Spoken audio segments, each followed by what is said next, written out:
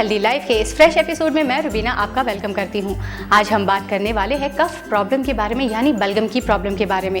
ये प्रॉब्लम छोटे हो या बड़े हर किसी को होती है और बलगम की प्रॉब्लम के दौरान इंसान का सीना पूरी तरीके से ब्लॉक हो जाता है, कुछ खाया पिया नहीं जाता, सांस लेने में तकलीफ होती है और सीने पर हमेशा भारी भारी सा महसूस होता है। तो आज इसी से रिलेटेड मैं आपको कुछ ऐसी होम रेमेडीज बताऊंगी जिसके जरिए आप इस प्रॉब्लम से राहत पा सकते हैं। तो चलिए बढ़ते हैं हमारी होम रेमेडीज की तरफ। हमारी सबसे पहली होम रेमेडी है टर्मरिक।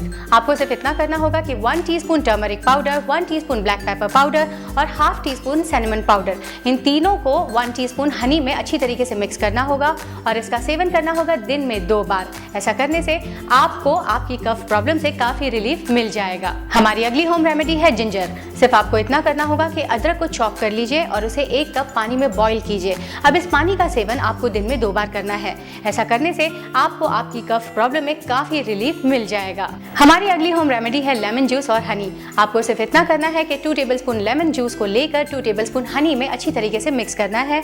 इस सिरप का सेवन आपको दिन में 2 बार करना है।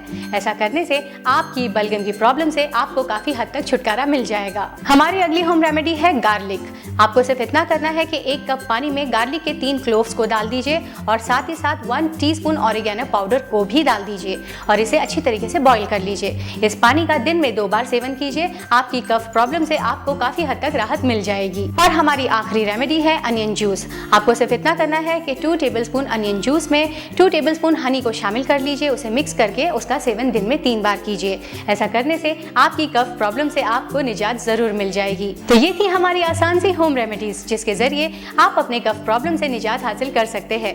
मेरे वीडियोस को लाइक और शेयर कीजिए व्हाट्सएप पे, फेसबुक पे, यूट्यूब पे, ट्विटर पे और हमारे चैनल को सब्सक्राइब जरूर कीजिए। रखिए अपना और अपनों के स्वास्थ्य का ख्याल। मैं लेती हूँ आपसे इजाजत इस वादे के साथ कि मैं फिर से हाजिर हो जाऊंगी कुछ ऐसे ही इफेक्टिव रेमेडीज लेकर। तब तक के लिए खुदा हाफिज।